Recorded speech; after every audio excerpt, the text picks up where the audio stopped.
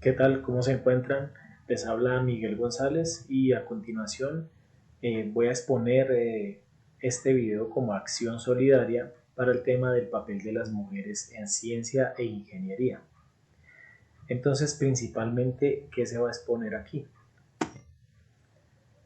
A continuación, comparto esto que dice No More Matildas. Esto hace referencia a una página de internet que lleva este nombre, No More Matildas, en donde se expone este gran interrogante. ¿Qué habría pasado si Einstein, Schrödinger o Fleming hubieran nacido mujer? ¿Será que sí hubiesen sido tan reconocidos como son hoy en día? ¿Será que sus logros sí hubiesen sido igual de aceptados por la comunidad científica? Entonces, esta es una página muy importante que yo recomiendo visitar. Allí se exponen una serie de cuentos, entonces se pueden ver aquí. Entonces lo mismo, ¿qué habría pasado si Einstein, Schrödinger o Fleming hubieran nacido mujer? Entonces tenemos un cuento, el cuento de Matilda Einstein, Matilda Fleming y Matilda Schrödinger. ¿Qué se narran esos cuentos? Son muy interesantes porque se narra tal cual, pues como los inicios de cada uno de estos grandes hombres de ciencia, pero desde la perspectiva como si hubiese sido una mujer. Entonces ya no hubiesen sido igual de tenidos en cuenta de la misma forma. Eh, Quizá los premios Nobel que llegaron a obtener no hubiesen sido otorgados. Entonces es interesante ver cómo cambia tanto el papel de una persona sencillamente por su sexualidad. Bueno, entonces, ¿qué voy a exponer aquí? ¿Quiénes son estos señores? Resulta que para este caso voy a hacer un ejemplo, voy a tomar como ejemplo el invento del transistor. El invento del transistor, quizá considerado por muchos el invento más importante del siglo XX, fue realizado por estos tres señores que se ven en la imagen.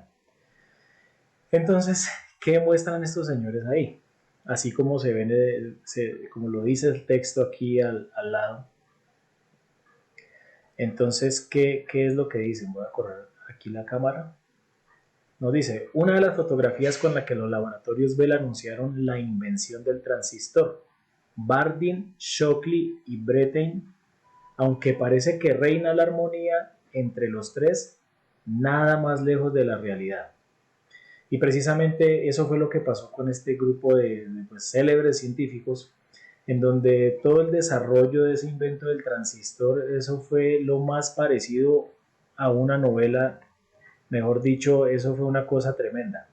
¿Por qué? Porque estos dos señores, los que aparecen en pie en la fotografía, ellos eran, digamos que subalternos, o sea, hacían parte del equipo de trabajo de Shockley. Shockley fue designado, el personaje que está sentado fue designado como el director de ese grupo de investigación. El tipo era un teso ahí, era considerado una mente prodigiosa, al igual que los otros dos, pero Shockley sí tenía era un ego muy alto, es lo que cuentan. Entonces, pues por ese tema había mucho roce entre ellos y demás. Entonces, tanto así que comenzó a haber una guerra de egos entre ellos, que eso no pasa solo entre nosotros, a veces con nuestros vecinos, con nuestros mismos compañeros de estudio, eso pasa ya en la élite de la ciencia también pasa eso. Entonces, estos señores lo que hicieron fue que, bueno, ya llevaban un tiempo desarrollando, pues tratando de darle forma a la idea que les quería transmitir Shockley, que era quien era el líder, pero entonces no les daba resultado, no les daba resultado, los experimentos fracasaban, pero bueno, ellos seguían intentando. Entonces ellos dos, los dos que están de pie, se llevaban muy bien trabajando. ¿Qué hicieron ellos? Se encerraron allá en el laboratorio, pusieron a prueba muchas cosas y lograron desarrollar el primer transistor en la historia. Eso fue un logro impresionante. ¿Y por qué fue impresionante ese logro? Porque precisamente antes del transistor existía algo que se llamaban los tubos de vacío. Entonces, esos eran como los primeros amplificadores que habían. O sea, usted al principio, cuando empezaron las comunicaciones en los Estados Unidos, allá a principio de siglo, ¿Qué pasa? Usted no podía hacer una comunicación, no podía llevar a cabo una comunicación que pasara de costa a costa, ¿sí? Entonces, pues precisamente por eso ellos necesitaban desarrollar amplificadores que no se recalentaran, que no se dañaran, que fueran más eficientes. Y bueno, ese fue el tema con los transistores. Quien lograse hacer ese amplificador basado en el tema de los semiconductores, eso no iba a ser solo llevarse todos los créditos científicos, sino que eso significaba un desarrollo que, tras del cual iba mucho dinero implicado. Esas compañías, con decirles que el desarrollo de ese transistor fue el inicio de lo que hoy conocemos como Silicon Valley. El inicio de ahí surgió, por ejemplo, la empresa Intel, nada más y nada menos, y de ahí para allá pues todo el desarrollo tecnológico que vino en ese sector de los Estados Unidos. Bueno, entonces, ¿qué pasó? Ellos dos se reunieron y pudieron hacer el primer transistor. ¿Y qué pasó? Lo patentaron, pero no incluyeron a Shockley. Shockley, ¿qué hizo? Pues se enfureció mucho y su ego ardió y de todo. Entonces el tipo, no, o sea, no aceptó el triunfo de sus otros dos compañeros y pues más allá le dio rabia que no lo metieran a él en la patente, porque según él todas las ideas habían sido de él a pesar de que los otros compañeros lo llevaron a cabo. Pues ¿qué hizo el hombre? Se encerró también y solo 9 días después, tan solo 9 días después, logró desarrollar un transistor mejorado. O sea, el mismo transistor que habían desarrollado los otros dos compañeros, él lo desarrolló pero mejorado, porque él desarrolló un modelo de transistor que podía ser manufacturado a gran escala. Bueno, digamos como meterlo en una línea de producción y sacar miles y miles y miles de transistores. Bueno, entonces, ¿qué pasó? Él también hizo su patente. Shockley, o sea, se puede interpretar que lo quisieron excluir y él también quería excluir a los otros dos, pero finalmente ambos tuvieron, tanto los otros dos como él, tuvieron sus patentes aparte y a fin de cuentas ellos terminaron recibiendo el premio Nobel. Listo. En el año 1956, estos tres señores, grandes genios, no quepa la menor duda, obtuvieron el premio Nobel de Física, los tres. Listo. Entonces, ¿a qué va todo este punto y toda esta historia? Aquí es donde entra el cuento. Esas rivalidades, esas luchas ahí de egos y todo, se dio solo entre hombres. Y a fin de cuentas, pues los tres ganaron, porque los tres obtuvieron su premio Nobel. A pesar de que, pues eso sí se reconoce que el padre del transistor es Shockley, y así lo nombran muchas personas. Incluso por ahí existe otro elemento que se llama el diodo Shockley, que lleva su nombre. Pero el señor Bardeen y el señor Brettain no llevan tanto ese mismo reconocimiento. Sin embargo, obtuvieron su premio Nobel y pues para los laboratorios Ver y todo este tema de Intel y la gente que sabe el tema en Silicon Valley, a ellos los consideran los padres de Silicon Valley, de todo ese desarrollo tecnológico. Entonces, aquí es donde viene el tema. ¿Y si Shockley hubiese sido más bien una mujer? ¿Qué hubiese pasado si ese señor, el líder del equipo de trabajo, hubiese sido una mujer?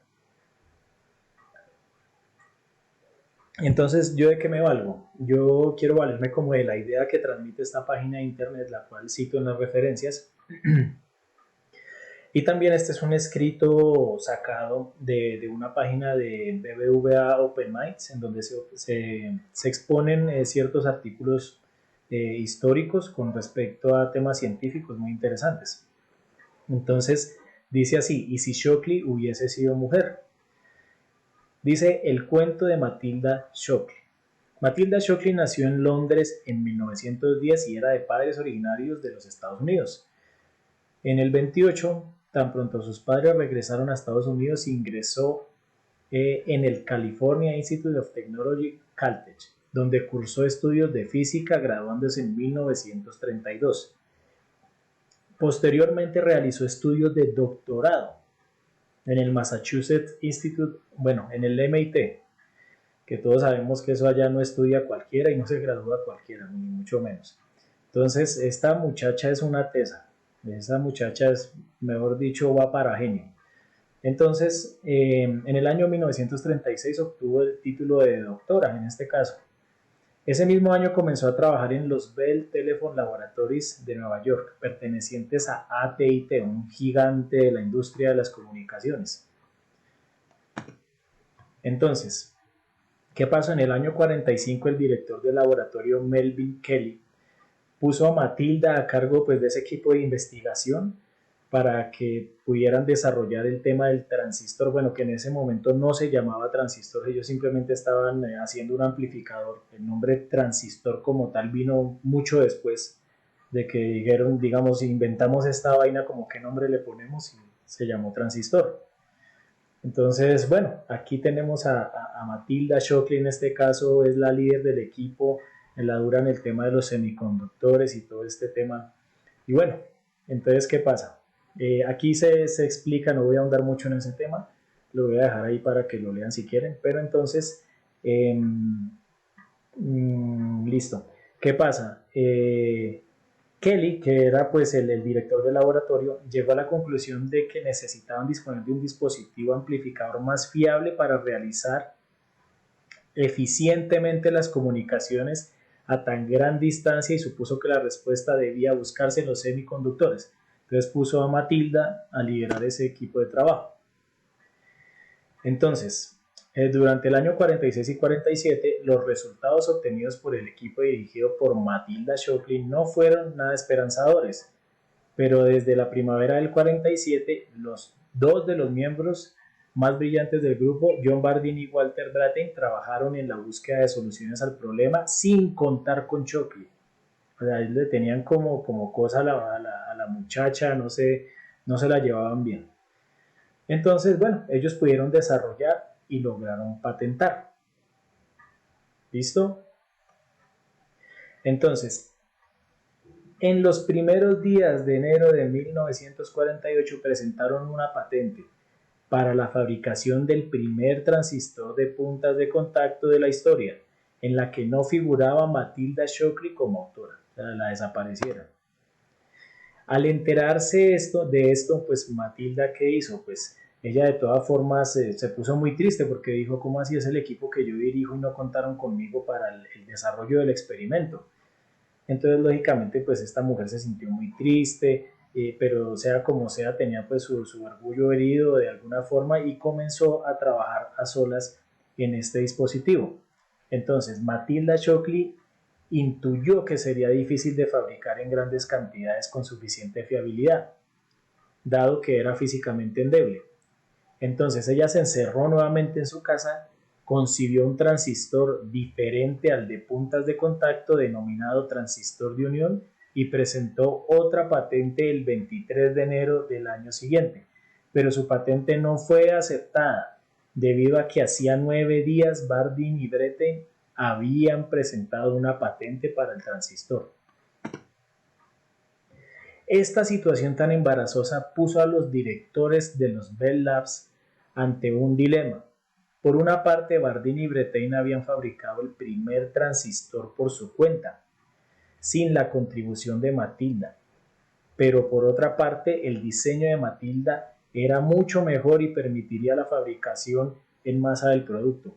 Sin embargo, invitaron a Matilda a seguir trabajando en el grupo de investigación, pero ya no como jefe, sino bajo la dirección de Bardeen. Un año más adelante, publicaron una nueva patente en donde se aplicaban todas las mejoras y contribuciones de Matilda, con lo cual se logró fabricar transistores a escala industrial. Finalmente, la historia reconoce a Bardeen y a Brattain como los padres del transistor, ya que gracias a sus trabajos ganaron el Premio Nobel de Física en 1956, y a Matilda la dejaron por fuera.